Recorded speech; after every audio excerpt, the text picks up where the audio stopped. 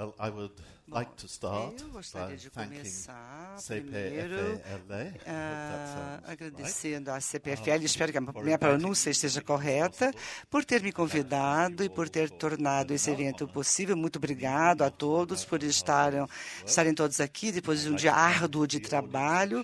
Gostaria de agradecer também àqueles que estão online também assistindo essa palestra.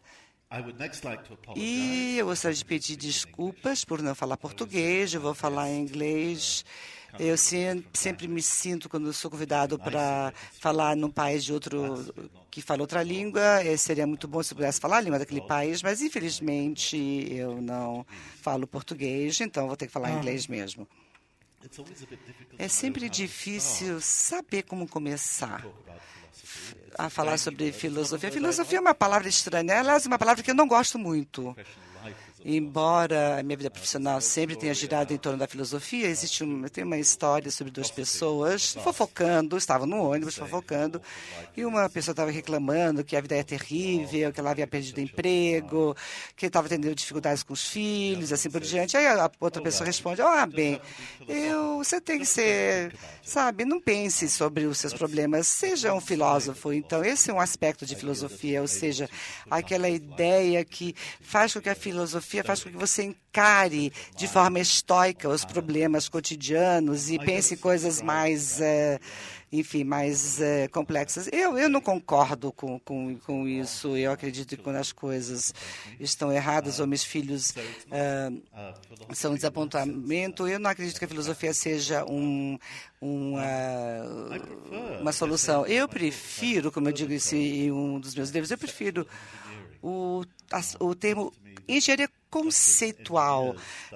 Assim como engenheiros estudam estruturas físicas, estruturas de pontes e rodovias e aviões, e filósofos também estudam as estruturas do nosso pensamento, o que isso significa, as categorias que usamos à medida que pensamos sobre nós mesmos, sobre os outros, falamos sobre razão, sobre emoções, sobre paixão, conhecimento, objetividade, verdade, todas essas ideias levam à reflexão e sabemos que podemos começar a pensar o que isso significa. Uma das grandes perguntas no mundo ocidental foi a pergunta de Pôncio Pilatos. Ele perguntou o que é a verdade. E também é uma pergunta com a qual eu lido desde que eu comecei nessa profissão.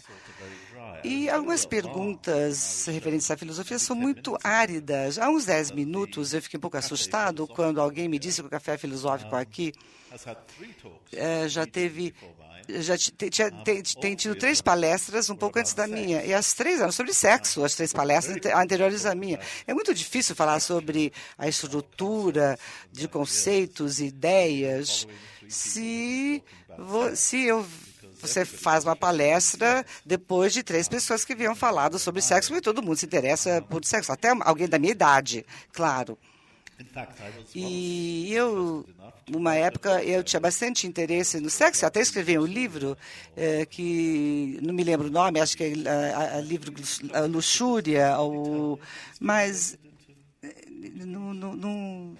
alguém conhece esse livro em português?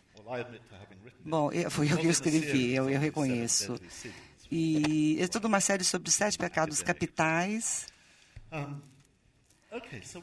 Então, vamos começar falando sobre o que para mim é um assunto muito interessante. Ou seja, eu me acho interessante.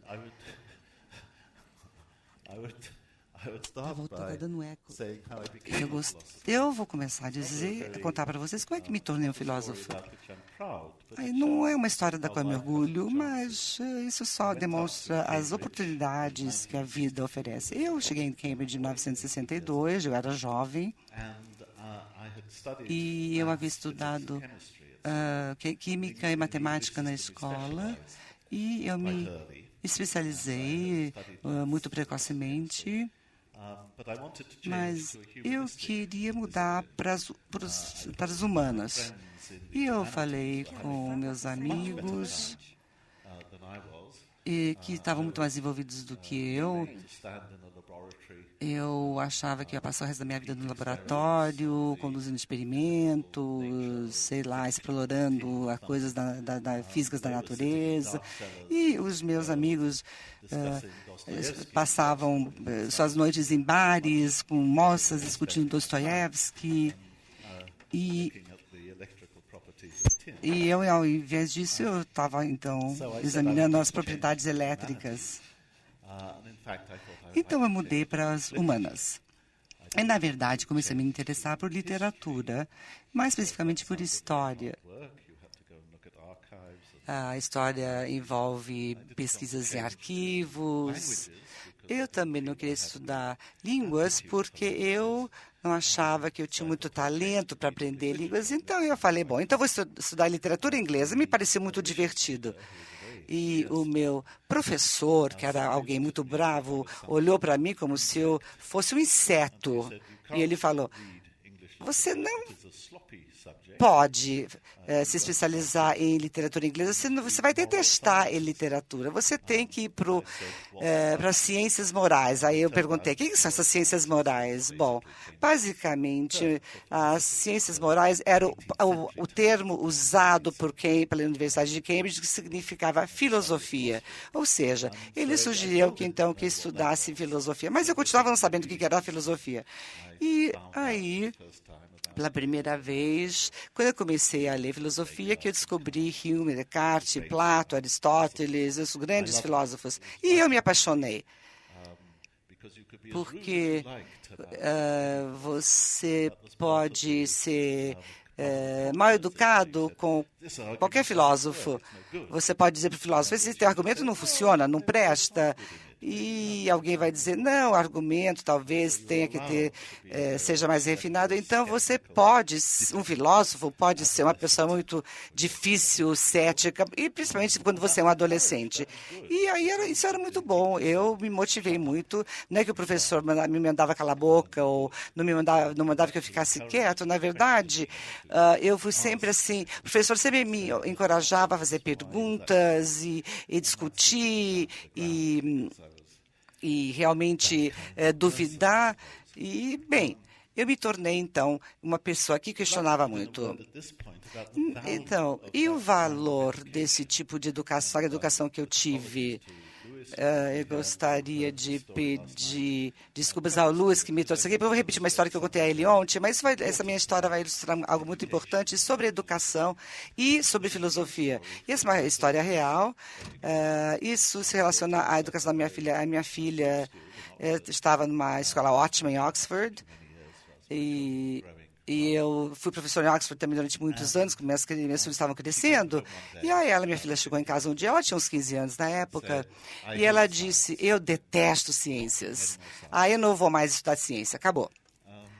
Aí eu disse a ela, bom, que pena, porque embora eu tivesse abandonado a ciência, eu tinha muito respeito pela ciência, havia lido muitos artigos científicos. Aí eu falei, bom, que pena que você não gosta de ciências, qual é o problema? E ela respondeu, eu não entendo ciências. Aí, bom, o que você não entende das ciências? Bom, os alunos haviam sido obrigados a resolver um problema que envolvia um pêndulo, e se tiver algum engenheiro aqui na sala da CPFL, vocês vão entender o problema que eu vou descrever agora. Essas crianças tinham que resolver a velocidade do pêndulo aí numa das pontas da sua flutuação. Então, elas teriam que calcular a velocidade do pêndulo. E as crianças foram ensinadas sobre a energia potencial do pêndulo à medida que estava parado, e tinham que calcular a energia enquanto o pêndulo balançava. E aí essas crianças tinham que calcular essa tal da velocidade do tal do pêndulo. Bom, e a força gravitacional, etc. Bem, aí eu disse a ela, bom, qual é o problema? Aí minha filha respondeu, eu não entendo o que é essa energia. Não existe energia, não há nada em cima desse pêndulo. Quando o pêndulo não estiver se movendo, não tem energia. Então, qual que é essa energia em potencial? E qual qual é a energia cinética quando esse pêndulo se move. Eu não entendo nada, disse ela. Aí eu disse a ela, você perguntou ao professor o que era? E ela respondeu sim. E aí o que o professor respondeu? O professor respondeu, vai lá e resolva essa equação, o problema é seu. Bem, bom, isso é totalmente errado, não é? É totalmente errado. A pergunta da minha filha é uma pergunta muito boa, mas e o conceito de energia usado naquela equação do pêndulo não estava disponível àqueles que inventaram o pêndulo. Os primeiros estudos científicos sobre o pêndulo provavelmente começaram com Galileu. Talvez um pouco antes, mas certamente começou com Galileu, que foi a primeira pessoa que observou que aquele período, ou seja, o tempo em que o pêndulo se movia era correspondente à sua massa, independente do ângulo no qual ele se movia. Então, havia essas propriedades do pêndulo. O pêndulo, então, foi estudado por Huygens, Leibniz, Newton, Isaac Newton, Euler, e no século XIX, mais uma vez foi estudado, e por volta de 1870, o conceito de energia, que a filha estava querendo entender, foi só aí que esse conceito se tornou uma propriedade da física, ou seja, esse conceito, na verdade, apareceu no fim do século XIX. E depois apareceu a energia eletromagnética, a energia termodinâmica, ou seja, as equações entre energia de calor. Ou seja, a minha filha foi apresentada ao conceito que demorou 250 anos para ser desenvolvido. Ou seja, ela não sabia do que se tratava. O professor simplesmente falou, escuta, vire-se, faça tal equação. Eu não sabia do que se tratava. Bem, como a minha filha não conhecia a história do pêndulo e esses grandes cientistas e filósofos argumentaram sobre o valor de energia, por exemplo, eles discutiam o que era a força e o momento da energia. Bom, tudo isso era discutido. Então, existe toda uma história de muitos anos por trás da energia. Ou seja, muitas pessoas não entenderam esse conceito clássico dessa energia. Em um certo momento, apareceu, então, o entendimento sobre a massa e a energia, e me parecia chocante que uma educação proibia que um aluno fizesse o tipo de pergunta que a minha filha havia feito. Uma das vantagens da filosofia e uma das vantagens da história das ideias, da filosofia das ideias, é que abre a mente dos alunos para que eles se deem conta das dificuldades envolvidas mesmo no conceito mais simples. Por exemplo, imagine as propriedades do mundo, onde não haveria uma história. Ou seja, se os alunos aprendem os conceitos, então eles vão ter uma vida, uma história, um padrão de descobertas, um padrão de refinamento, um padrão de mudanças. E aí os alunos vão lembrar algo muito importante sobre nossas mentes e, eventualmente, sobre as nossas vidas e as nossas políticas, porque eu acredito que uma das ideias políticas mais perigosas é a ideia que a nossa maneira é a única maneira possível e nós somos as únicas pessoas razoáveis, nós somos as únicas pessoas que acertam, ou seja, muitas pessoas acreditam que a sua maneira é a melhor maneira, então eu acho que abrir a mente para outras maneiras de pensamento, que é uma coisa que a filosofia e a história da filosofia faz, isso é algo extremamente importante para a educação. E sem essa abertura de mente, pense no risco que nós corremos. Digamos que a minha filha, como seus colegas, havia dito, tudo bem, eu posso resolver essa equação. Eu vou lá, vou resolver a equação, a professora vai me dar um 10, vou passar a prova, e daí eu vou me formar, vou ser uma médica ou advogada, ou seja, vou atingir um sucesso profissional, etc. Por outro lado, esse tipo de sucesso tem um custo, e o custo é que as pessoas acreditam naquilo que lhes é dito. Isso é um custo, porque quando as pessoas não refletem sobre aquilo que elas ouvem, ou se as pessoas não refletem sobre as ideias, elas se tornam cegas às possibilidades de alternativas e às estruturas sociais e políticas que fazem com que nós consigamos entender aquilo que nós fazemos. Um outro aspecto dessa história do pêndulo seria perguntar por que o pêndulo se tornou tão interessante no meados do século XVII. Uma resposta seria que, naquela época, as rotas de comércio estavam sendo abertas através do Atlântico, do Pacífico. As pessoas podiam calcular o tempo quando estavam navegando nesses mares.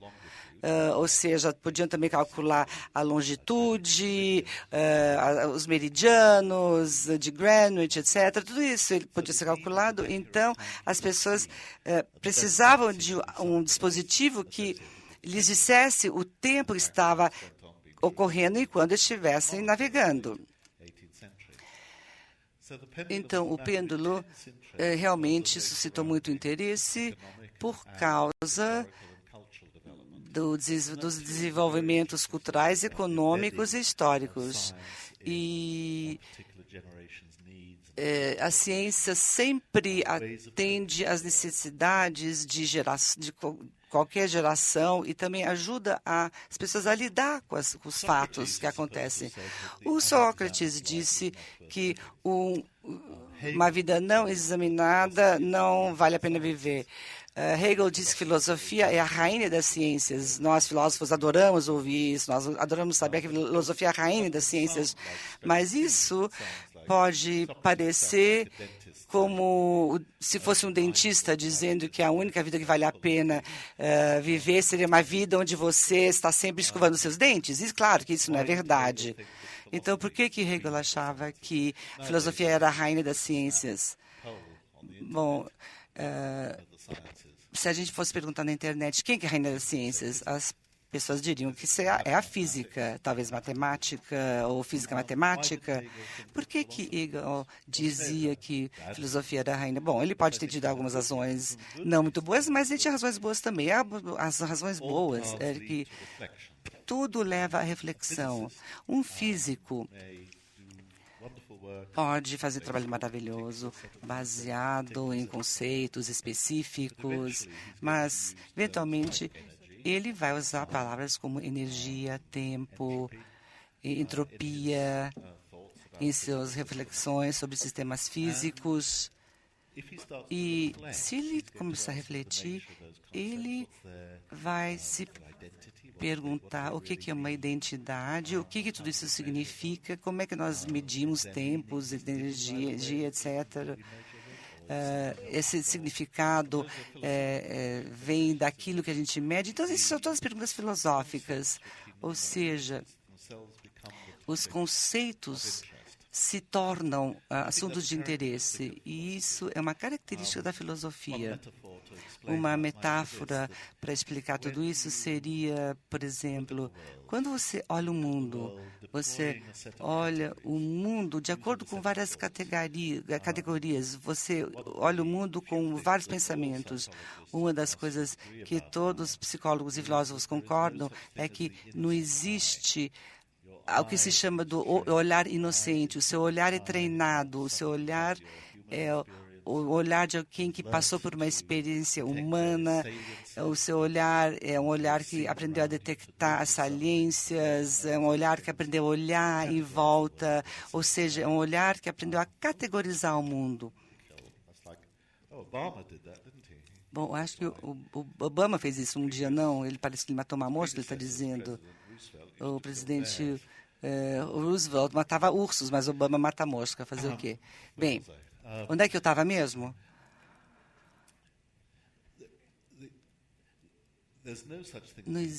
Ou seja, não existe um olhar inocente.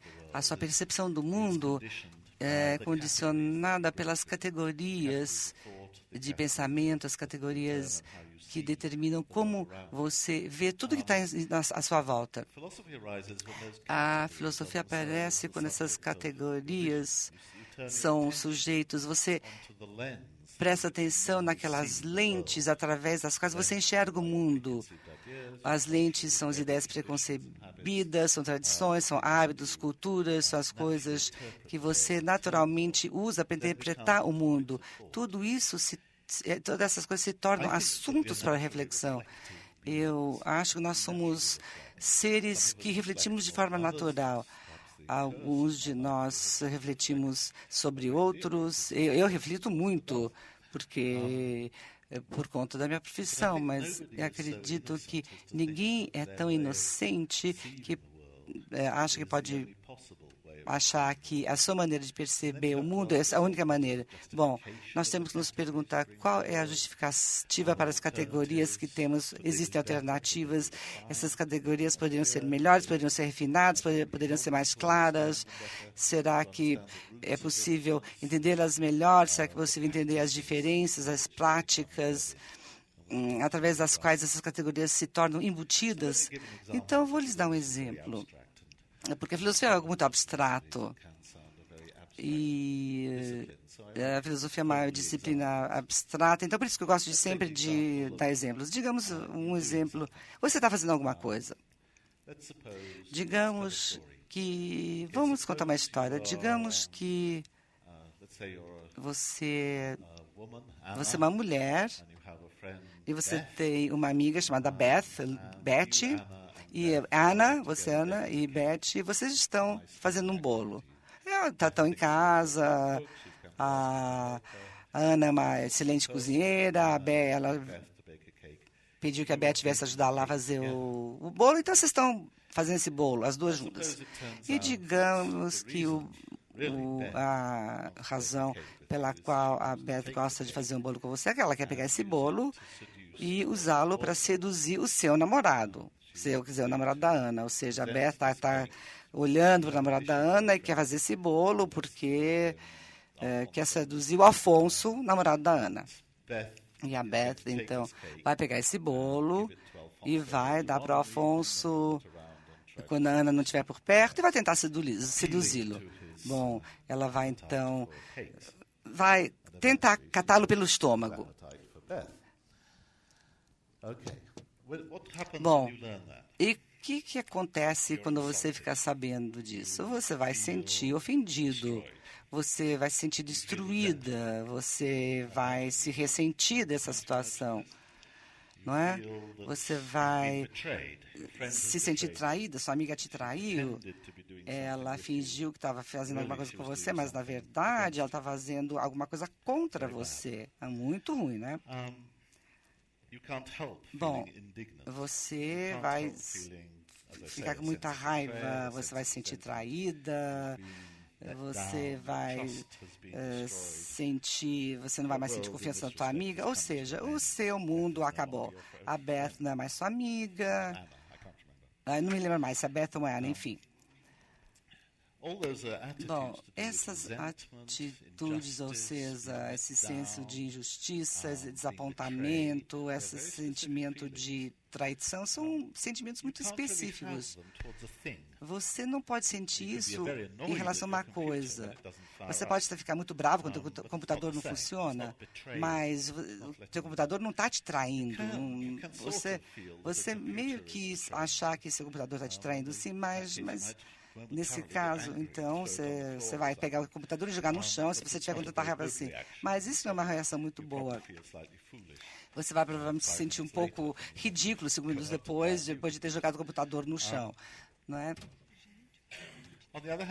Por outro lado, você se sente justificado quando você tem esse tipo de reação por causa dessa traição. Alguns filósofos acham que isso é algo irracional. Eles vão dizer, nós somos seres humanos complicados. Nós temos sistemas fisiológicos altamente complicados. Não existem células, ou seja, o que o Aristóteles chamava de um animal adamado. Aquele animal animado é uma versão mais complicada do computador, ou seja, ele funciona de acordo com as leis físicas, ele funciona de acordo com a evolução. É uma fantasia achar que você pode fazer aquilo que não foi previamente programado para você fazer, né? Pela genética, por exemplo. E então esse grupo de ideias associadas com liberdade, isso é uma ilusão. O mundo é um lugar determinista. Ou seja,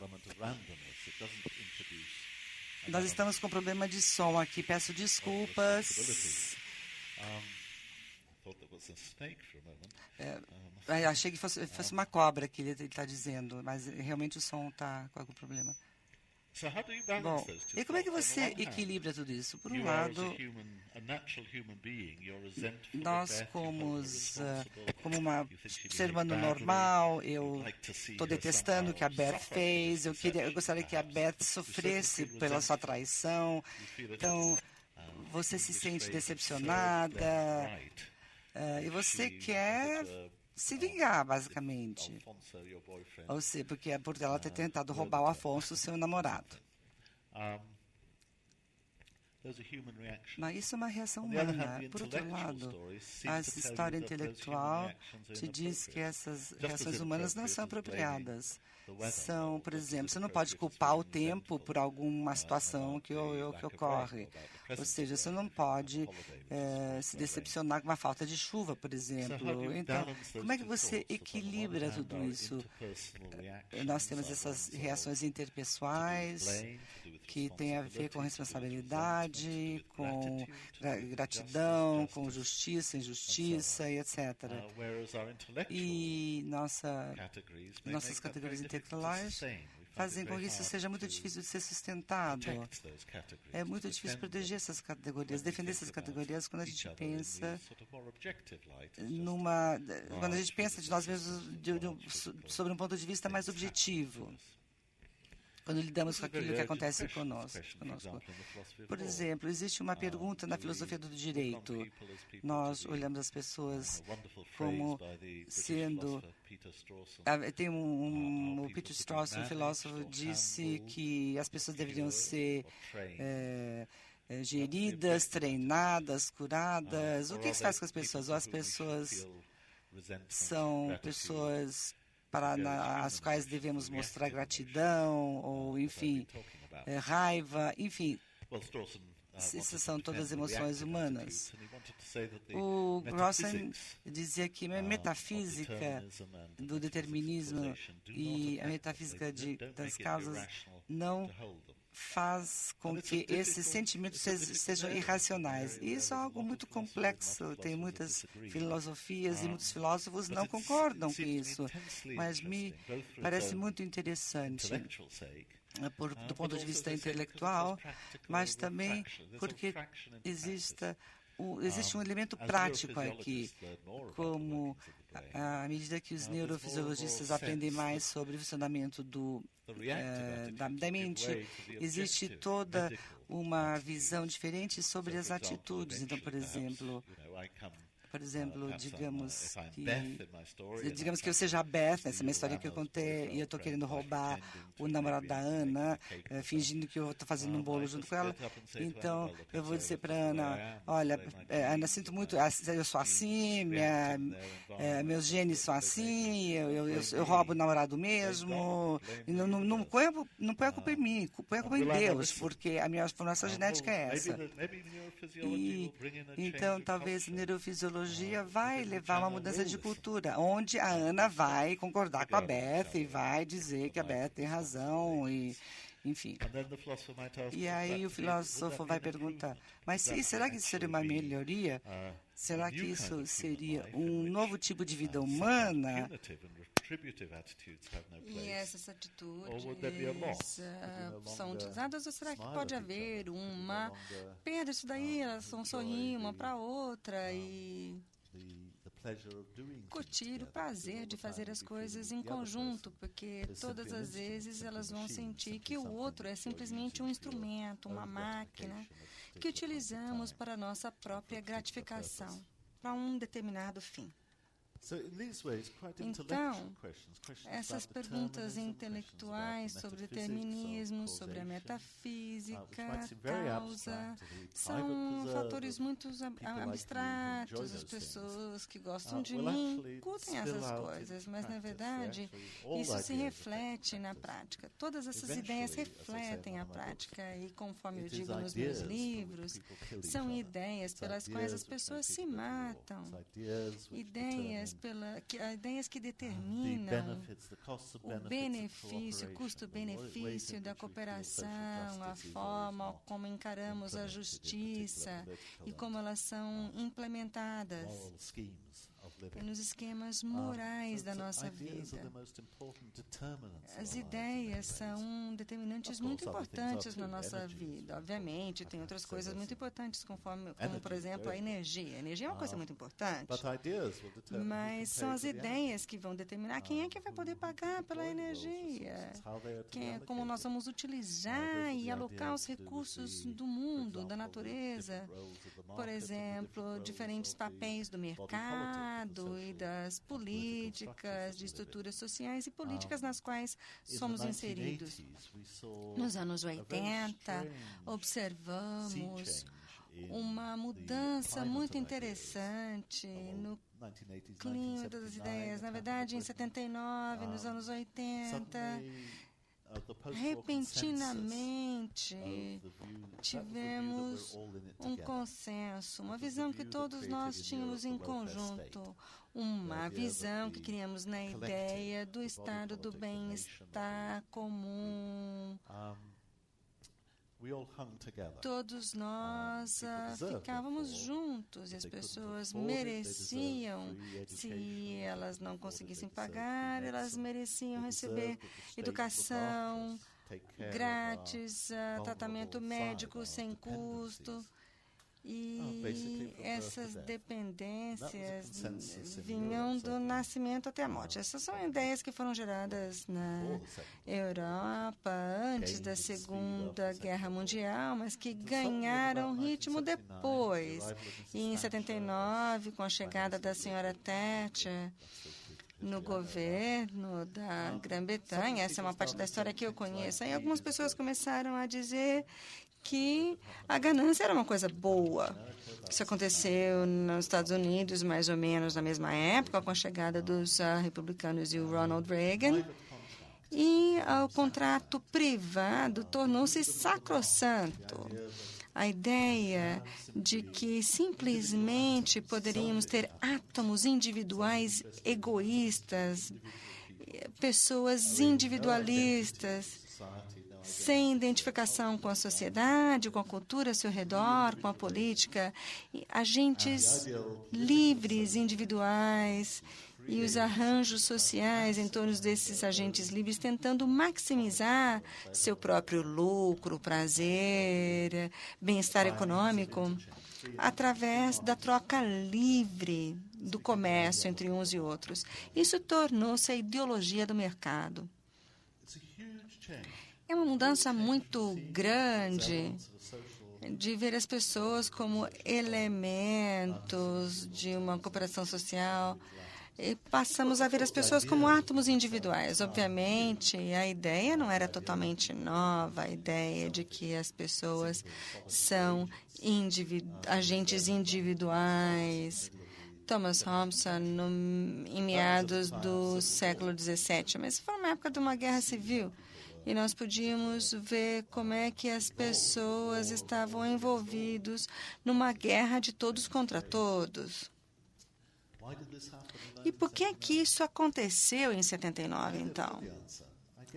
Eu acho que os termos de cooperação começaram a parecer errados para as pessoas que achavam que a quantidade com a qual eles estavam contribuindo era muito mais do que a quantidade que eles recebiam. Então, nós, os ricos, podemos ignorar os pobres. E isso acabou se tornando um conjunto de ideias que são apresentados após o trabalho de John Rawls, voltado mais para uma política social. E, basicamente, isso estabeleceu um meio propício para essa discussão e mudança de perspectiva, que eu acho que tem que ser entendida de um ponto de vista histórico. E, ao mesmo tempo, tínhamos livros sendo publicados de várias disciplinas diferentes. E então, por exemplo, Richard Dawkins escreveu o livro O Gênio Egoísta. Eu acho que isso ocorreu em 76, mais ou menos na mesma época sobre a qual estou falando aqui. Na verdade, o título é bem tolo, porque os genes não são egoístas. Eles vêm e vão. Aqueles que vêm são aqueles que encontram um nicho nos animais e na sociedade, num grupo de outros animais. Nós não somos animais solitários, somos animais sociais. E, como resultado disso, alguns genes seguem adiante para uma próxima geração com traços fenótipos. Eles, então, seguem adiante e se tornam mais comum numa próxima geração. Não há nada na teoria de Darwin que fale sobre isso. Falamos só sobre a vantagem reprodutiva. E esse é um conceito estatístico daquilo que segue para a próxima geração. Então, não há uma teoria da sociedade humana onde as pessoas que reproduzem mais são aquelas que sejam mais egoístas. Mas isso frequentemente é observado ao contrário. As pessoas... O egoísmo, na verdade, não é um traço adaptativo. E isso acontece porque, como seres humanos, nós criamos nichos e monitoramos o comportamento um dos outros. Se você for egoísta, por exemplo, com uma pessoa na minha história que estava explorando o outro para roubar o namorado da amiga, se você agir assim, você não vai se dar bem na sociedade que funcione bem, numa sociedade onde as transações são repetidas e nós temos um dispositivo de monitoramento para verificar quem é cooperativo e quem não é. E as pessoas que não agem corretamente acabam se isolando. Então, não tem nada na teoria para justificar essa teoria. E o fato de que esse aspecto peculiar, histórico, estudando ideias em relação à matriz e à matriz socioeconômica, é uma das coisas que pessoas como eu gostam de fazer. Às vezes nós fazemos isso de uma forma ruim, às vezes fazemos bem, sempre tentamos fazer bem, mas às vezes nós conseguimos fazer bem. Mas há vários outros aspectos da filosofia sobre os quais eu poderia falar. Agora já são 7:50 e as pessoas que sabem como é que deveria estar o meu tempo, eles poderiam dizer quanto tempo eu posso continuar falando, se eu deveria parar de falar para nós podermos fazer perguntas e respostas. Então, vocês gostariam que eu continuasse falando? Vocês querem que eu continue falando? Eu não estava conseguindo ver os horários, então não tinha nenhum sinal de alguém falando, pelo amor de Deus, para de falar, fica quieto aí, ou então, por favor, continue falando. Desculpa, gente. Então, tá bom. É para continuar, vou continuar mais um pouquinho. Eu vou continuar falando sobre mim mesmo.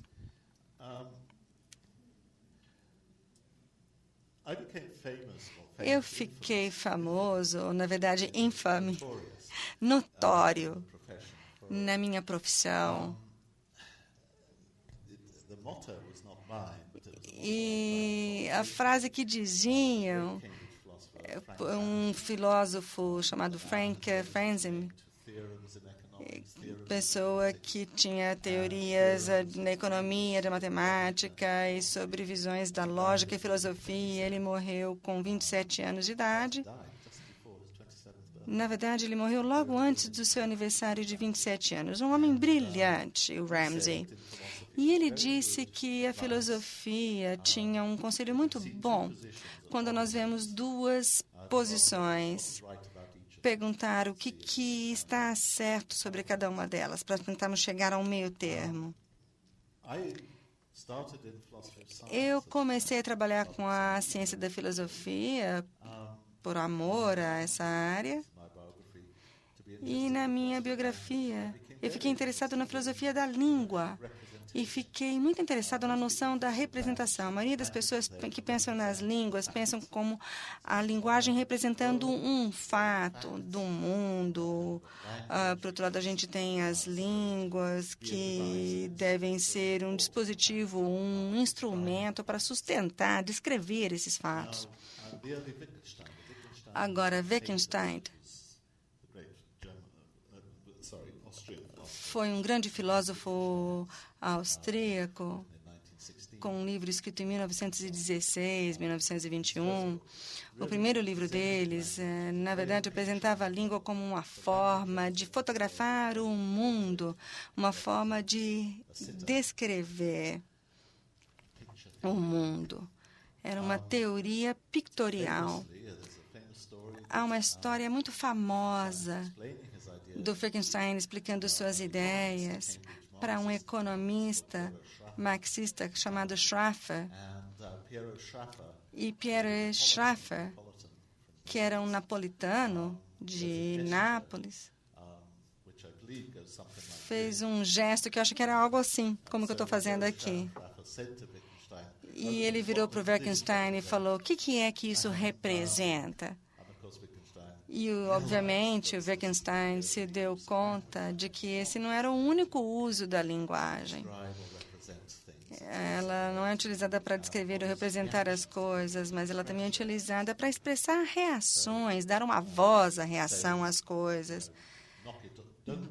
Dizendo, por exemplo, não faça isso. Isso pode ser o equivalente de expressar uma rejeição, um desgosto com um gesto de alguém. Pode indicar que eu estou em dor, com dor. Esse pode ser o equivalente linguístico da gente expressar a dor através de um gesto. Ou uma insatisfação. Então, ele fazia um uso expressivo da linguagem, que não era para descrever nada, mas para descrever as coisas. E, na verdade, isso utiliza uma ideia já antiga da filosofia, que foi muito prominente no século XVIII, de um filósofo escocês, Adam Smith, e depois deles, Immanuel Kant, que via vários usos da linguagem que pareciam descrever aspectos da realidade simplesmente em termos de expressão, de emoções ou atitudes ou outras reações à realidade.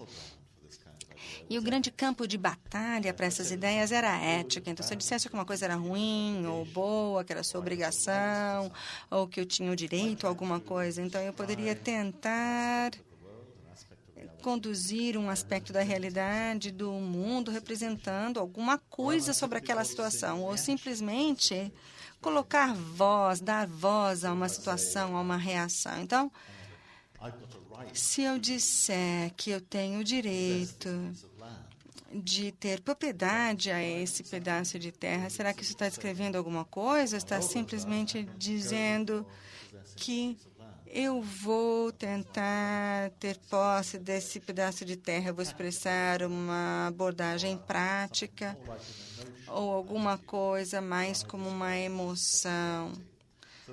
Então, nós temos essas duas posições em contraposição. Platão achava que o bom, o ideal, era o conhecimento que ficava disponível apenas para os eleitos. Aí o cristianismo veio e dizia que até mesmo uma pequena criança podia ter acesso ao que era bom, desde que eles fossem puros. E essa ideia de que há alguma coisa lá que deve ser conhecida faz parte dessa cultura. E no século XVIII surgiu uma outra ideia, que a razão não fala sobre o bem. A razão, na verdade, é escrava da paixão, uma frase famosa. Então, era uma visão completamente inversa da visão de Platão. Então, para o Platão, a razão dominava. Agora, era a personificação da razão que dominava a paixão. E uma coisa que ele tem que fazer é deixar de lado a paixão. E aí, ele chega e diz que não, a razão é uma escrava da paixão. Ela não tem outra função.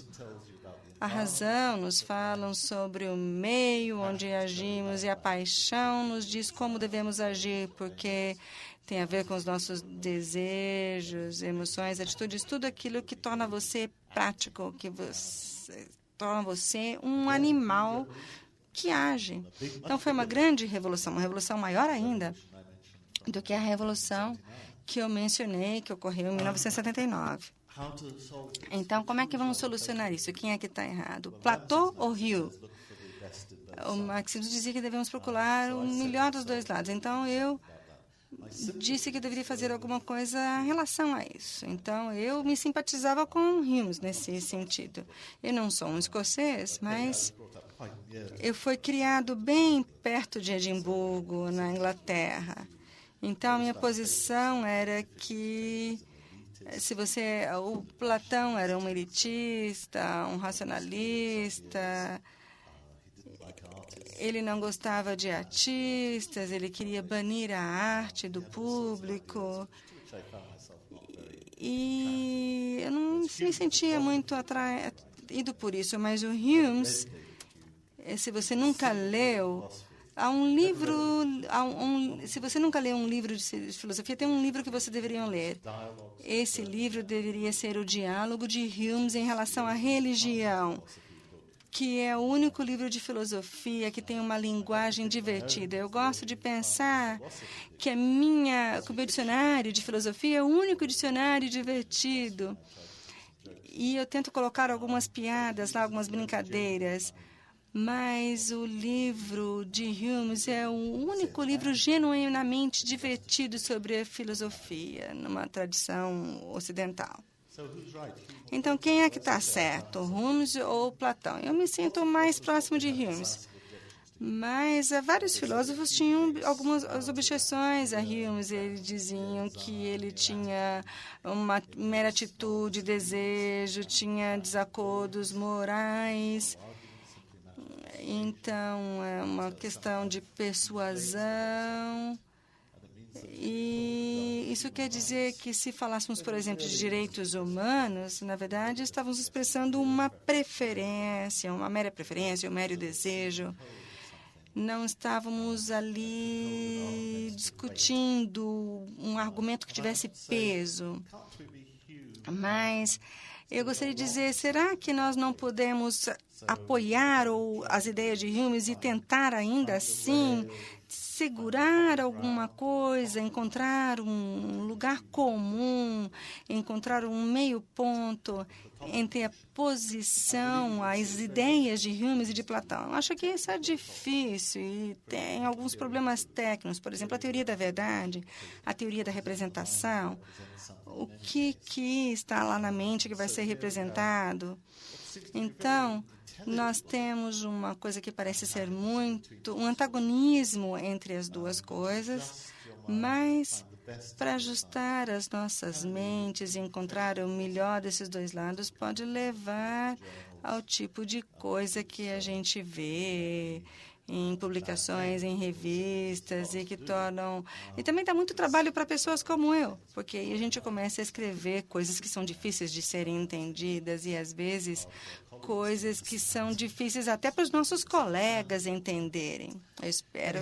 Bom, de qualquer forma, Isso tem a ver com a autobiografia do tipo de problema que tem ocupado grande parte da minha vida intelectual. E eu acho que, tentando analisar isso de uma perspectiva histórica, acho que tem a ver com os tópicos intelectuais que parecem muito remotos, longe das coisas de interesse práticos, interesses na economia, distribuição de custos, benefícios da cooperação e talvez uma amoralidade, como é que nós vamos agir quando os filhos estão saindo do caminho. Então, essas são as coisas práticas da vida e tem a ver com as nossas ideias, conceitos, as mentes através das quais vemos o mundo e as práticas que me parecem uma justificativa fascinante da filosofia. Então, essa é uma autobiografia e uma desculpa pela vida que ele levou. E isso também ela acaba sendo um pedido de desculpas pela minha própria vida. Thank you, Professor Blackburn, for having told us about the importance of philosophy in the world of today. And now we're going to open up to the question and answer session. So please, those of you who would like to ask questions, raise your hand. This is being taped, so we need to wait for the camera to come close to you. And please make sure that your questions are objective, and we would like to have as many people as possible asking the professor the questions they want.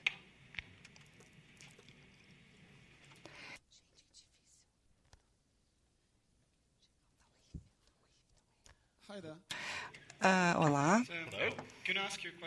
Eu vou fazer uma pergunta em inglês, se o senhor não se incomodar. Por favor, sinta-se à vontade. Muito obrigado por sua apresentação.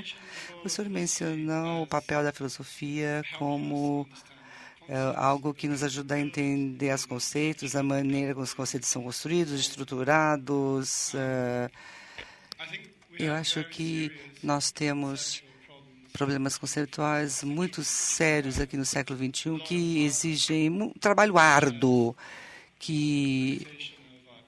ou seja, as limitações do nosso planeta, o meio ambiente, as restrições, e isso levanta questões muito sérias, filosóficas em relação ao egoísmo, a responsabilidade coletiva social e etc. E eu sou matemático. Na verdade, eu trabalho no mesmo lugar onde o senhor trabalhou e hoje eu estou fazendo pesquisa sobre questões quantitativas associadas ao meio ambiente. E, então, eu acho que estou numa posição de fazer essa pergunta. O que o senhor acha? Como é que os filósofos podem contribuir a esse debate nesse século XXI? Ou seja, quais as contribuições da pesquisa filosófica podemos esperar da sua profissão? Uma excelente pergunta. Eu espero que as tradutoras conseguiram traduzir a pergunta. Todos entenderam a pergunta? Tudo bem? Ok? Vamos lá. Então, é uma pergunta maravilhosa. Muito obrigado. Eu acho que começando com Thomas Hobbes e depois passando para Rousseau e depois passando para o século XX, os filósofos sempre se interessaram na emergência de soluções cooperativas aos problemas. O problema mais famoso, na verdade, se cristalizou no século XX. O que se chama do dilema do prisioneiro. O dilema do prisioneiro significa que qualquer estrutura, eu não vou explicar por que se chama dilema do prisioneiro, mas que isso demoraria muito, mas qualquer estrutura onde indivíduos racionalmente perseguem seus próprios interesses, ou seja, é um equilíbrio que é socialmente ruim, socialmente pior do que um outro equilíbrio. Então, eu vou lhes dar um exemplo. Digamos que existe uma escassez de água e a empresa de água, esgoto, diz, por favor, não gastar água, porque essa água vai durar mais tempo, ou seja, até que venha a próxima época de chuvas, etc. E cada indivíduo pode dizer algo do gênero: olha, ou os outros também vão economizar água, ou não vão economizar água. Se os outros vão economizar água, não importa se eu vou gastar água ou não. O meu uso da água vai ter um efeito ínfimo sobre a água. Então, se os outros vão se restringir a usar água, eu vou continuar usando tanta água quanto eu quiser. Mas digamos que as outras pessoas vão também ignorar esse pedido de economizar água. Eles também vão usar muita água, gastar muita água. Nesse caso, a pessoa vai dizer: eu também vou usar água, porque senão eu serei uma vítima, eu serei a única pessoa me comportando de forma correta no mundo, a água vai acabar de qualquer maneira, então eu não vou economizar água, eu vou continuar tomando meu chuveiro, porque todo mundo vai fazer o mesmo. E aí, senão eu vou me tornar uma vítima. Ou, digamos, a exploração de recursos, que acho que é o seu interesse. Por exemplo, a pesca. Digamos que haja o estoque de peixes está caindo. Eu sou pescador, eu sei disso, que os peixes estão diminuindo. Então, digamos que nós vamos restringir quanto peixe nós vamos pescar. Então, o que eu vou fazer? Talvez as outras pessoas também vão pescar menos. Se as outras pessoas pescarem menos, não vai ter importância se eu pescar mais peixes ou não. Eu vou ganhar mais, porque o preço do peixe vai aumentar, e meu interesse vai ser pescar mais peixes e os outros que se danem. Então, o meu próprio interesse me leva a pescar quantos peixes possível. Digamos que, por outro lado, as outras pessoas vão pescar o maior número de peixes possíveis. Eles não vão ligar aquele pedido de pescar menos. Então, aí as outras pessoas também vão pescar e eu também vou. Então, já que os outros vão pescar tanto quanto conseguir, eu também vou fazer o mesmo. Porque se eu me restringir, aí eu vou ganhar menos dinheiro do que os outros, e porque o preço do peixe vai cair, porque muitos peixes estão sendo pescados, e os peixes vão acabar mesmo. Então, eu vou me tornar vítima da minha própria integridade, da minha própria capacidade de cooperação. Essa é uma lógica muito simples, que se chama a lógica da tragédia daquilo que é comum, ou seja, a tragédia que cada indivíduo segue o seu próprio interesse e isso pode gerar um desequilíbrio social que se torna muito pior do que se as pessoas prestassem mais atenção ao bem comum. Adam Smith disse algo em relação ao mercado, por exemplo. O mercado tem uma mão invisível, e essa mão invisível do mercado é a ideia de que cada indivíduo que persegue seu próprio interesse gera aquele bolo social maior. Ou seja, todo mundo vai sair ganhando porque nós maximizamos a alocação de recursos e temos um comércio que traz vantagens para todos. Isso faz com que o mundo se torne socialmente melhor e o bolo continue a crescer. A tragédia dessa raciocínio é o contrário, ou seja, é aquele pé invisível, ou seja, onde todo mundo persegue seu próprio interesse, que faz com que o equilíbrio social não seja atingido. Mas ninguém pode se dar o luxo de ser um mártir ou aquela única pessoa que se sobressai contra a lógica do seu próprio interesse.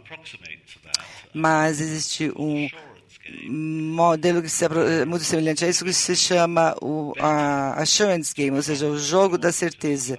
Ou seja, tem indivíduos que acham melhor fazer parte de uma sociedade colaborativa. Ou seja, existem pessoas também que acham, vamos esquecer os outros e vamos perseguir os nossos próprios interesses. Esse assurance, esse jogo de a segurança que se tornou muito visível a Jean-Jacques Rousseau no século XVIII, diz o seguinte: talvez seja melhor fazer parte de um grupo social e cooperativo, mas você não pode ter certeza se os outros pensam da mesma maneira. E essa incerteza faz com que o indivíduo decida: não, eu vou continuar a perseguir o meu próprio interesse. O Rousseau falava muito sobre uma caça ao veado. Você tem um veado na floresta e muitas pessoas trabalham em conjunto para que possam perseguir esse veado e pegá-lo. Então, primeiro, cada saída da floresta tem que ser bloqueada para que o veado não fuja. É melhor que eu tenha um pedaço daquele veado como um membro de uma cooperativa de caçadores. Então, para mim, a melhor coisa seria ter um pedaço desse veado que será caçado. Por outro lado, tem uns coelhos que estão passeando aí pela floresta. E, claro que é muito bom comer a carne de veado, mas ter um coelho é melhor do que não ter nada, né? O coelho não tem tanta carne assim, como o veado, mas... E o que os outros vão fazer? Será que todos os outros terão tentação de caçar o coelho? E se eles deixarem as suas posições, aquele veado vai fugir. Porque as pessoas estão sendo muito ocupadas caçando os coelhos. Isso que se chama esse jogo de assurance, esse assurance game. Bom, muito frequentemente as pessoas não cooperam, elas simplesmente vão caçar o coelho porque essas pessoas não têm certeza se os outros vão cooperar também. Eu acho que uma política de energia no século XXI vai ser muito difícil de ser estabelecida. Vai ser muito difícil de chegar a um acordo. Os insucessos já mostraram que, basicamente, nós estamos naquela lógica que a qual o Rousseau se referia. Ou seja, algo pode ser muito bom para o mundo, seria melhor para o mundo se nós restringirmos o uso da energia, ou seja, o uso de óleo, enfim, petróleo. Nenhum país será motivado a parar de usar petróleo, a menos que tenha certeza que outros países vão seguir. Digamos que a energia solar é mais cara do que o petróleo. A energia solar é algo muito caro e os painéis fotovoltaicos são caros. Bem, será que a Grã-Bretanha ou o Brasil... O Brasil pode dizer o seguinte: eu não me importo o que os outros países vão fazer, nós vamos investir apenas em tecnologia de energia solar. Isso não vai acontecer, porque a energia solar é mais cara, o país vai se tornar mais pobre, porque os outros países vão continuar usando hidrocarbonetos, porque os hidrocarbonetos são mais baratos. Então, o uso da energia solar apenas vai levar à pobreza. Então, vocês têm que existir essa certeza que os outros países também vão seguir esse mesmo raciocínio. Bom, como é que pode ter certeza que isso vai acontecer? Bom, muitos filósofos já sabem disso há muito tempo. Eles dizem o seguinte: Machiavelli, acho que já notou isso, ele disse o que ele chamava de príncipes, ou seja, na verdade, governos. Ele sempre disse, Machiavelli diz o seguinte: os governos se comportam de forma muito pior do que os indivíduos. Isso já dizia Machiavelli. Bom, se você disser isso a uma plateia... Bom, eu falei isso para uma plateia de pessoas que incluíam o príncipe Charles da Inglaterra. Eu disse isso mesmo. Eu falei, olha, os príncipes sempre funcionam de forma muito pior do que o setor privado. Ou seja, os indivíduos podem fazer um contrato e seria muito ruim se eu fosse a única pessoa a quebrar o contrato, porque nunca mais ninguém vai confiar em mim. Ou seja, as pessoas têm que reagir umas com as outras. Digamos que meu contrato diga que aquilo que eu vou fazer se tornar imediatamente claro se eu desempenhei aquilo ou não. E o meu contrato tem que dizer se aquilo que eu desempenhei terá algum benefício para as pessoas. E se isso não acontecer, talvez eu seja punido, talvez eu vá até a prisão. Mas o mundo não é assim. O governo pode assinar o Tratado de Quioto e sair da sala e absolutamente não seguir aquilo que o Acordo de Quioto estabeleceu. O presidente, o primeiro-ministro, só sofrem se os eleitores se sentem traídos. Mas se nós formos o único país que vai cumprir com o acordo e se os outros países não cumprirem com o acordo, então isso vai criar dificuldades, ou seja, a dificuldade de buscar uma solução cooperativa para esses problemas. Claro que tudo isso pode ser modelado de forma matemática, a teoria matemática é a modelagem desse tipo de problema, mas a dificuldade de achar uma solução cooperativa para todos esses problemas é uma dificuldade muito grande, é muito maior numa dimensão política internacional do que numa dimensão privada.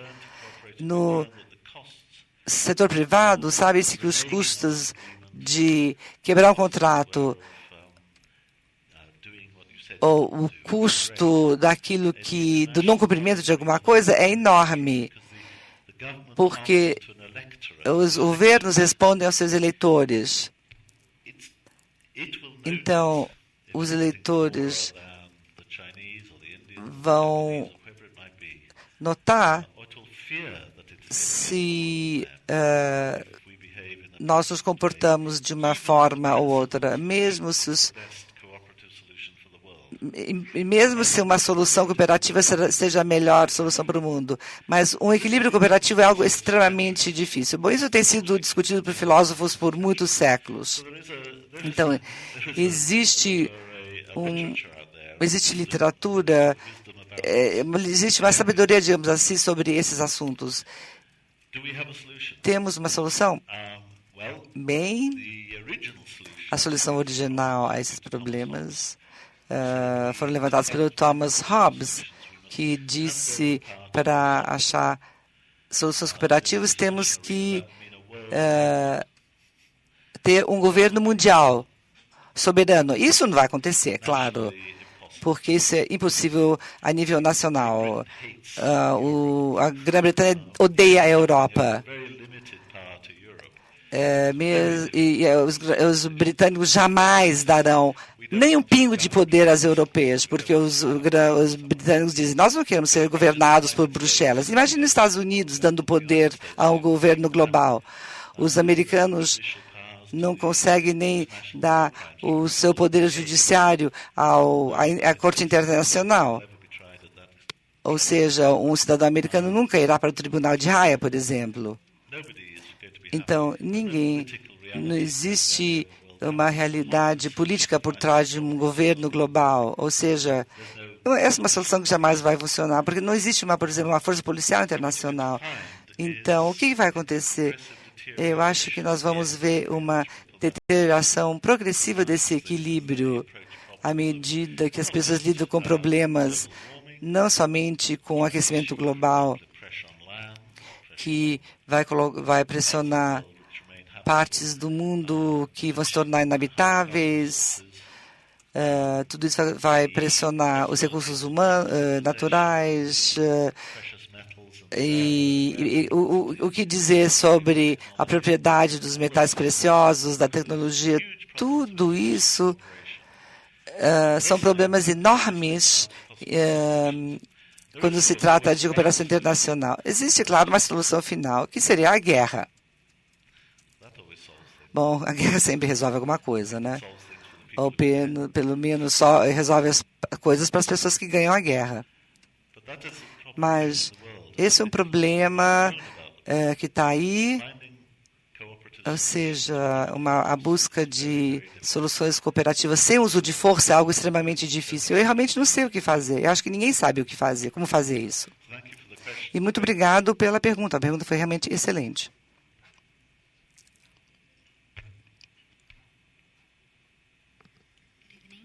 Boa noite. Primeiro, eu gostaria de pedir desculpas porque eu estudei filosofia, então eu gostaria de pedir desculpas se eu não for muito clara, se eu tiver que me repetir, é porque eu não estou conhecendo de filosofia. Sobre Nietzsche e o niilismo do Nietzsche. O senhor acha que nós poderíamos relacionar esse niilismo de Nietzsche com o que eu entendo? Eu entendo que nós somos todos motivados. Nós não somos motivados porque nós não somos mais seres humanos. Ou seja, nós não somos mais seres humanos porque nós somos aquilo que nós compramos. Nós somos as marcas que nós compramos. É isso que eu acho. Me corrija se eu estiver errada. Eu acho que esse é o niilismo atual, é aquele nada. Nós estamos sendo levados ao nada. O senhor acha que poderíamos relacionar esse nada? Como é que nós podemos contrariar isso com a ideia cristã de um Deus? Ou seja, o Deus se doou aos outros. Se nós nos doarmos aos outros, o senhor acha que nós podemos resolver esse problema desse nada, desse niilismo? Sim. Eu espero que todos entenderam a pergunta. Tudo bem? Vocês gostariam que eu repetisse a pergunta? Tudo bem? Tudo bem? Vamos entender a pergunta? Ok. O Nietzsche é descrito com muita frequência como um niilista. Ele escreveu livros ao longo de 20 anos, antes que ele enlouqueceu, antes de ter enlouquecido. O Nietzsche, eu acho que ele tinha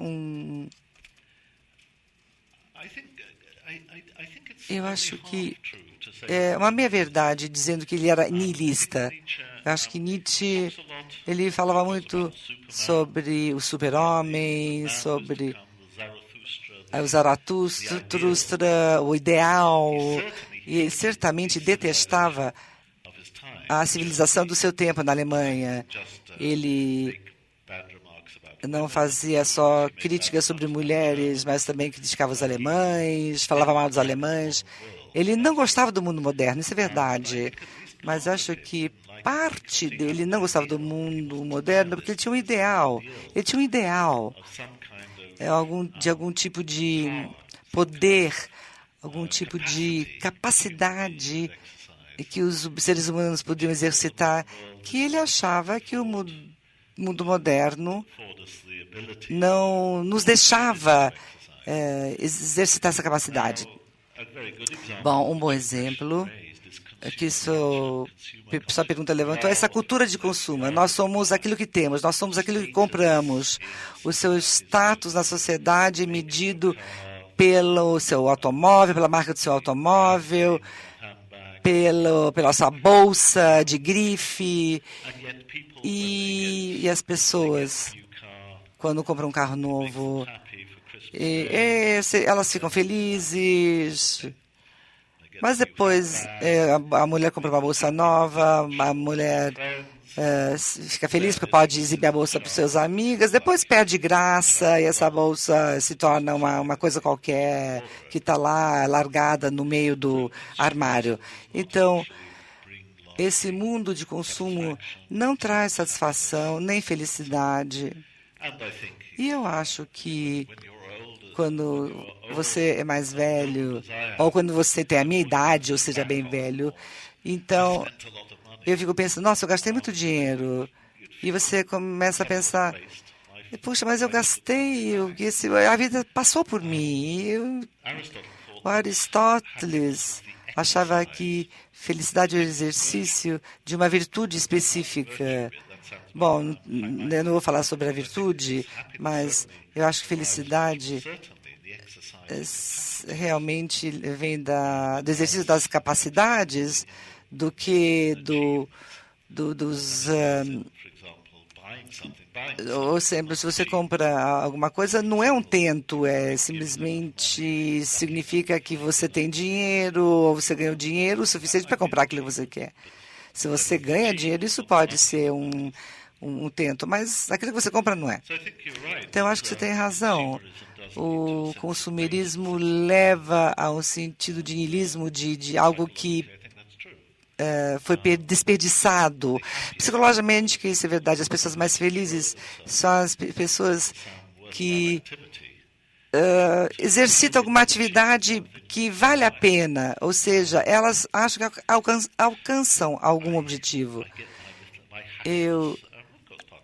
A minha felicidade vem dos meus filhos, dos meus amigos, dos meus relacionamentos, mas grande parte da minha felicidade vem daquele sentimento que eu fiz alguma coisa boa hoje. Ou seja, eu fico muito contente quando eu acho que eu fiz alguma coisa de uma maneira melhor do que eu achava que eu teria feito. E isso tem que ser autossacrifício? Ou você menciona aquele ideal cristão, ou aquele sacrifício supremo? Bem, eu não tenho certeza se sim, o autossacrifício é algo, é um conceito que é bastante estranho ao pensamento clássico. Eu não achei muita coisa sobre autossacrifício em Aristóteles, e nem certamente não tem nada sobre autossacrifício nos epicuros. Eles não têm interesse em autossacrifício no epicurismo, mas eles têm interesse em alcançar ou em desempenhar atividades de acordo com as virtudes. Ou seja, a virtude não é aquele ato heróico de autossacrifício. Na verdade, a virtude é fazer a coisa certa. E o autossacrifício daquela pessoa que se preocupa, ou aquela pessoa, o guerreiro que não foge da luta. Então, isso não tem a ver muito com altruísmo, é sim com lealdade e tem a ver com aquele exercício da coragem, ou seja, é aquela capacidade de lidar com as dificuldades, de ter coragem de lidar com as dificuldades. E isso pode ser uma virtude feminina, como também uma virtude de um guerreiro. Eu acho que o grande erro é achar que você não consegue ter uma vida com algum significado, com algum sentido, se é aquela ideia religiosa de que existe algo além da vida, ou seja, que existe aquela opção transcendental, ou seja, para que a vida tenha um sentido, a gente tem que acreditar na eternidade, ou seja, que a vida vai continuar para sempre. As pessoas se preocupam muito com o sentido da vida e o tamanho do universo, ou tem a duração do tempo. Ou seja, o que vai acontecer depois da morte, ou quanto tempo vai demorar para que as pessoas te esqueçam, e essas galáxias, centenas e milhares de galáxias estão aí fora. Então, as pessoas se sentem tão insignificantes nesse vasto universo, e as pessoas pensam, bom, seria melhor se nós fôssemos maiores, ou se nós durássemos mais tempo, ou se nós ocupássemos mais espaço. Mas eu acho isso um erro. Isso é imaginando o sentido. Ou seja, sabe, algo que dura por muito tempo vai continuar sendo a mesma coisa. Eu acho o sentido. Quando uma criança sorri para mim, ou quando eu vejo minha esposa depois de passar um tempo fora, teria muito mais sentido se tudo isso não continuasse. Imagine ter o filho rindo para você durante centenas de anos. Isso não traz sentido nenhum. Isso deturpa totalmente o significado de um sorriso. Se nós começarmos a colocar um tempo nisso tudo. Então, acho que você tem que buscar sentido na perspectiva.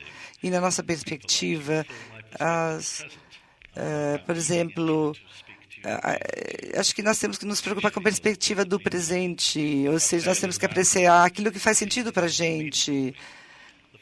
O fato que essa noite não vai continuar para sempre, e o fato de que o que está sendo dito aqui não vai ser ouvido numa outra galáxia, não tem a menor importância, porque da perspectiva aqui, a sua reação à minha palestra traz sentido a essa noite de hoje.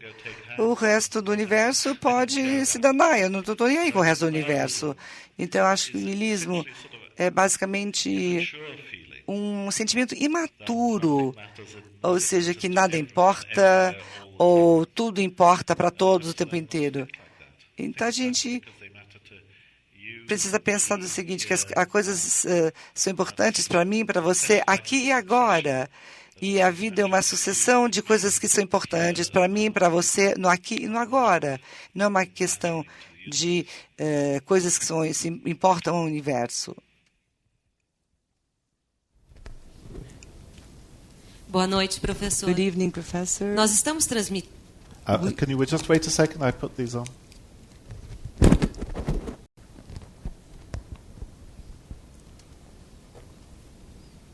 Boa noite, professor. Good evening, professor. Nós estamos transmitindo no site da CPFL Cultura, onde mais de 500 internautas nos acompanham, e eles fizeram uma série de perguntas.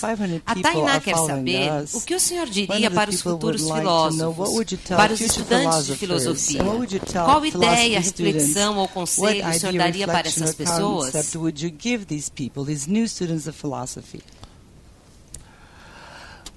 What advice would I give? Daria? Que conselho eu daria para as novas chegadas na comunidade da filosofia, para as pessoas que estão chegando ao mundo da filosofia, né? Essa pergunta é difícil. Curtam, saboreiem. A filosofia e o mundo da literatura filosófica é muito interessante. Encontrem isso, tentem aprender mais. Isso é a mesma coisa que a filosofia.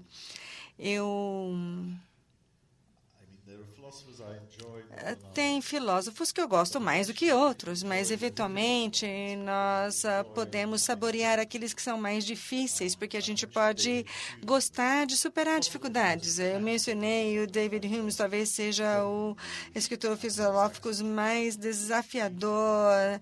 É um belo escritor, generoso, com bom coração, uma pessoa com uma boa visão das coisas.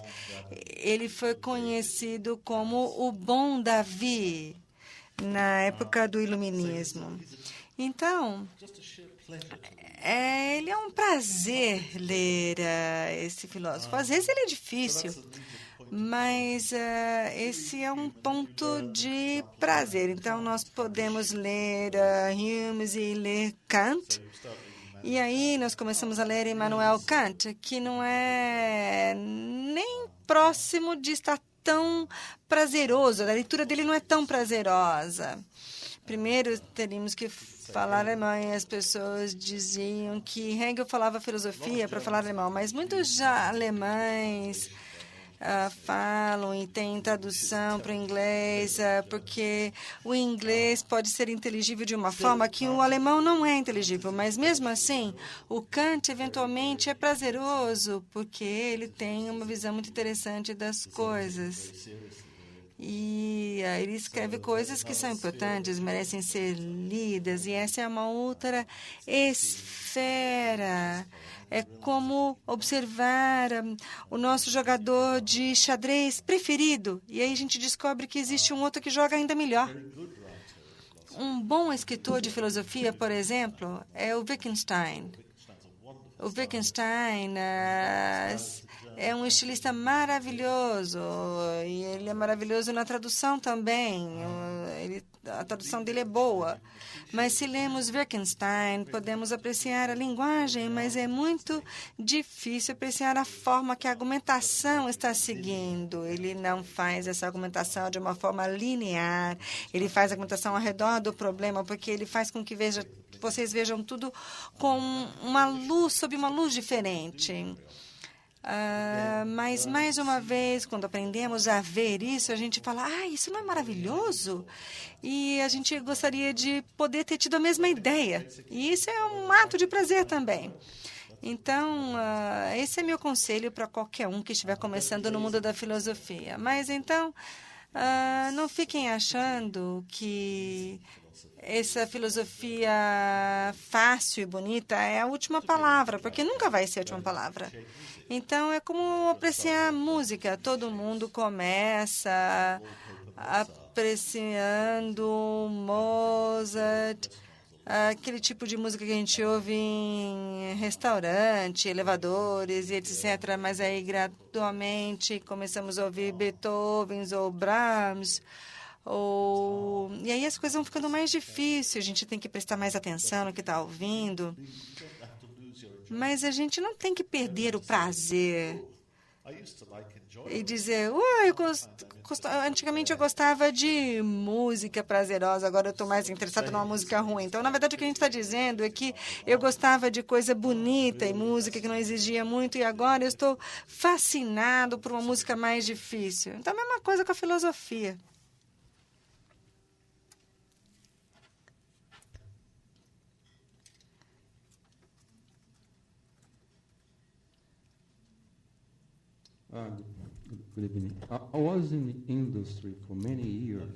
Eu, por muitos anos, trabalhei como gerente e líder e achava que o problema de encontrar uma solução cooperativa e comum era um dos desafios mais importantes de um líder e, ao mesmo tempo, um dos desafios mais interessantes.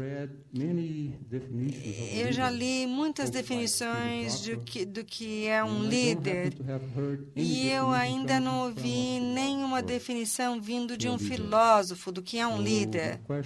Então, a minha pergunta é: qual é a importância da liderança e de um líder? E como isso pode ajudar as comunidades, ajudar países a encontrar soluções cooperativas para ser colocadas em prática? Muito bem. Conforme você bem disse, temos milhares de livros sobre liderança por aí, com gurus, em aeroportos, enfim, a gente tem muita coisa por aí. Mas eu acho que muitos filósofos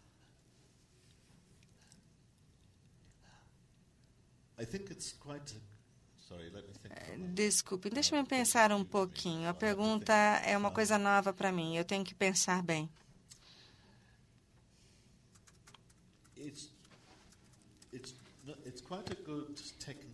É uma técnica boa na filosofia não confiar nos substantivos. Eles são perigosos. As pessoas perguntam o que é liberdade, o que são números, o que são valores, o que é uma liderança.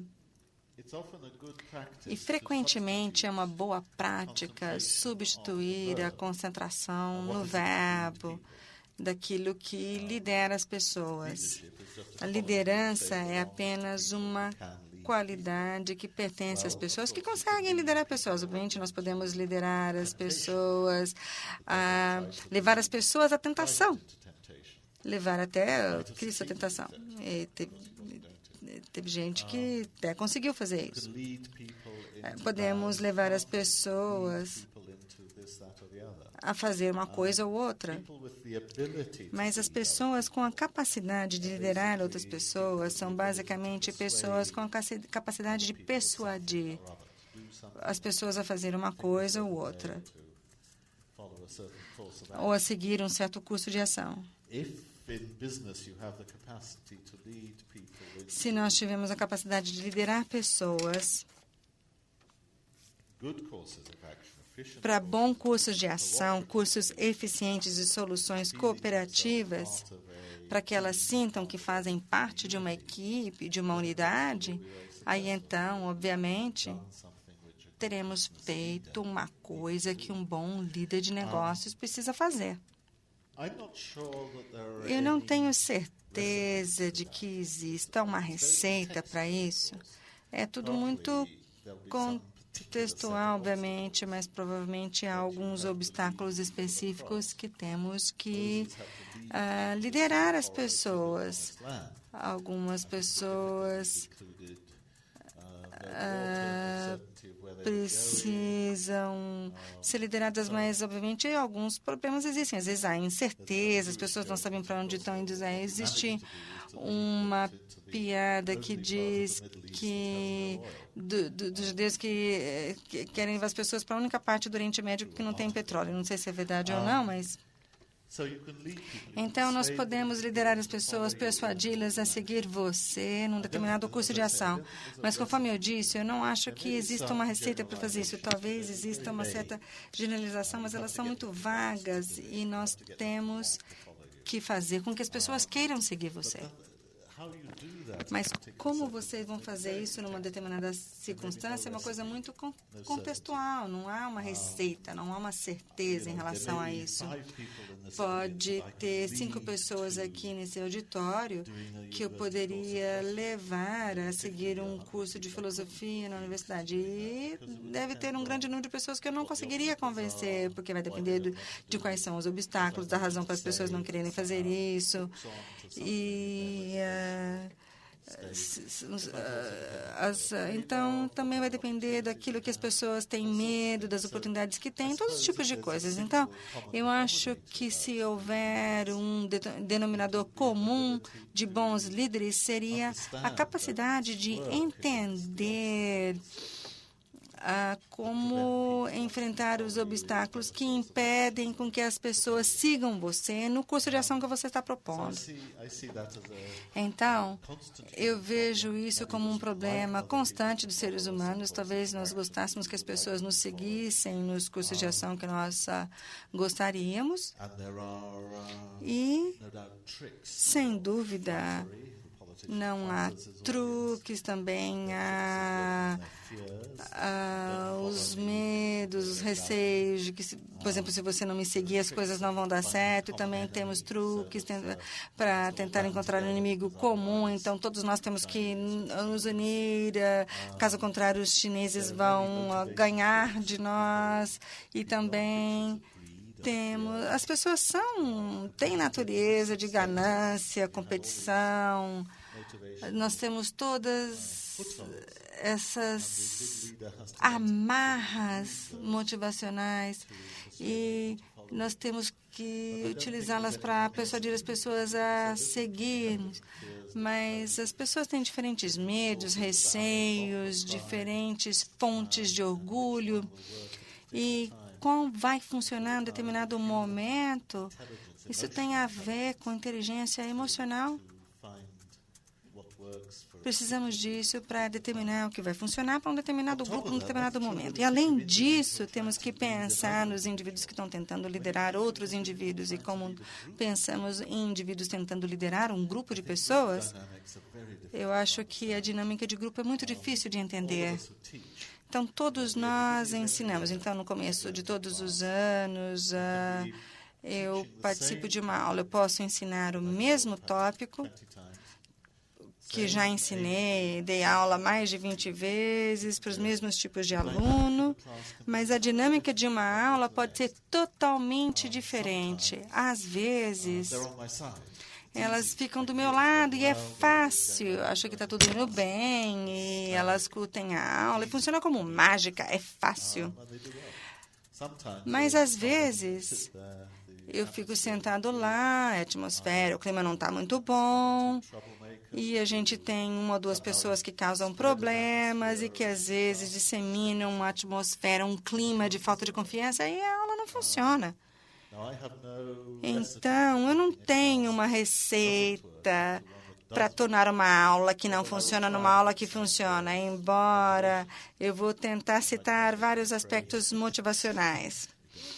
A gente pode fazer com que as pessoas fiquem com medo, ou eu posso apenas tentar persuadi-las, dizendo que eles vão se divertir muito mais se começarem a cooperar. Mas é difícil, posso fazer com que elas fiquem com medo, com vergonha. No ano passado, o pessoal foi muito melhor do que vocês, por exemplo. Então, vocês têm que ver o que vai funcionar. A gente faz isso por tentativa e erro. Professor Black. Professor Blackburn. Vamos passar para a última pergunta da noite. Yes. Vamos passar para a última pergunta da noite. Pedimos desculpa para quem não conseguiu ser atendido. Obrigado. Ok. Parabéns por sua palestra. Eu conheço o senhor como homem que tenta, a cada dia, tirar a filosofia das torres de marfim, né, e levá-las, digamos, numa linguagem brasileira, às favelas. Nós temos hoje 3 desafios quando nós falamos em filosofia, ou 3 visões. Há aqueles que acham que filosofia é a arte de pensar o pensamento pensado. Então, as faculdades ensinam ele a sair de lá e dizer assim, como dizia Nietzsche, como dizia Spinoza, como dizia Immanuel Kant, como dizia Aristóteles, Platão, e jamais, como digo eu, como dizia eu mesmo. Nós temos uma outra vertente aqui nesse país, que é a praticidade da filosofia. Quando se quer desqualificar o pensamento de alguém, disse, seja prático, pare de filosofar. E nós temos aqueles que sabem, que são os conscientizados, que filosofia é o amigo da filosofia, o amigo da vida, do saber e etc. A pergunta que eu faço para o senhor é, quais são os desafios de popularizar a filosofia baseada nessas 3 visões diferentes? That's a very good question. Essa é uma pergunta muito boa. Deixe-me criticar uma palavra na pergunta. Essa também foi uma palavra que foi utilizada na minha apresentação. Eu não gosto de me considerar como alguém que populariza a filosofia. Eu me considero uma pessoa que leva as pessoas para a filosofia, mas eu não levo a filosofia para as pessoas.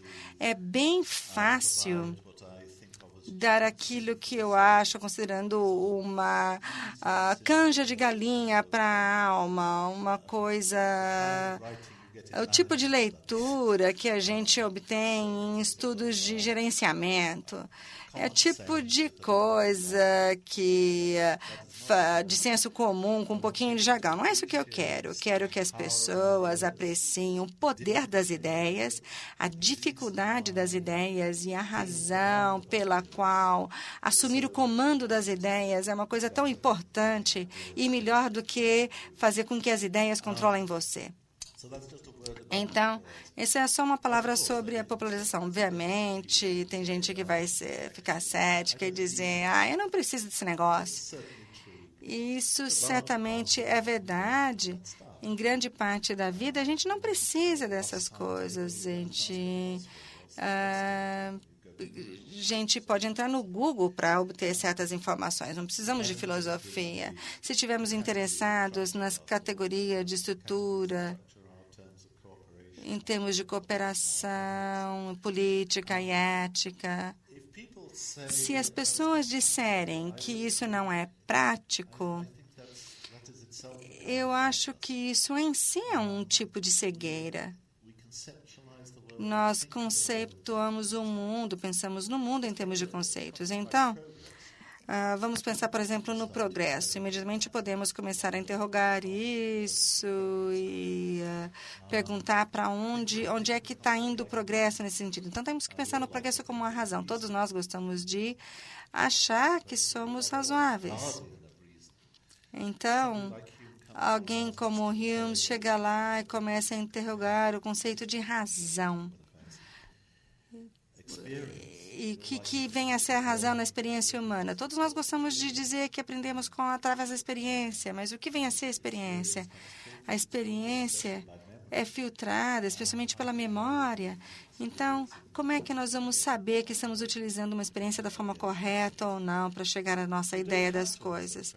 A gente não tem que se fazer essas perguntas, e tem gente que não tem interesse nenhum sobre essas perguntas. O meu próprio pai era um engenheiro e ele nunca conseguia entender o que eu fazia. Eu tentava explicar para ele, mas eu acho que o único problema filosófico que ele achou interessante foi como é que eu fico sabendo que eu estou vendo as cores da mesma forma que você está vendo.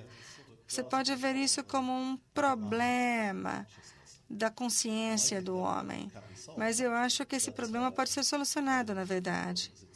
Mas ele achou que esse problema achava que esse problema era insolúvel. Mas aí ele colocou isso tudo de lado e continuou trabalhando com a engenharia e a solução dos seus próprios problemas. Então, para mim, um quebra-cabeça, para ser resolvido, eu preciso de ter uma certa ambição de um jovem filósofo.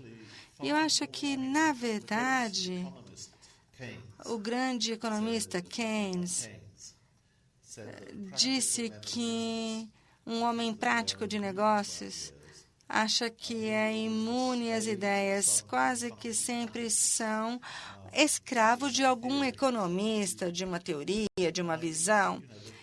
E eu acho que a teoria sobre a qual eu estou falando, de que a ganância é uma coisa boa, de que a mudança no clima das ideias, onde o egoísmo e a prevalência do mercado nos últimos 20 anos, essa foi uma mudança no campo das ideias.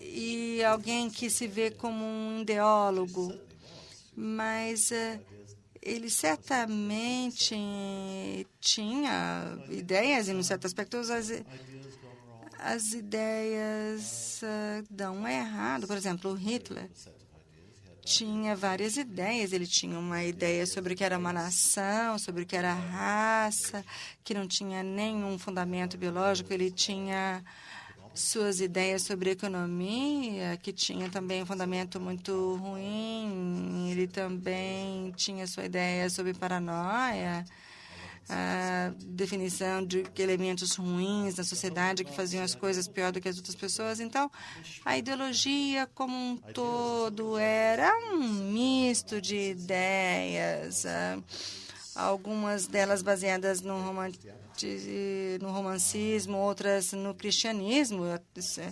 e outros elementos. Então, nunca podemos ter certeza de para onde um conjunto de ideias ruins vai nos levar.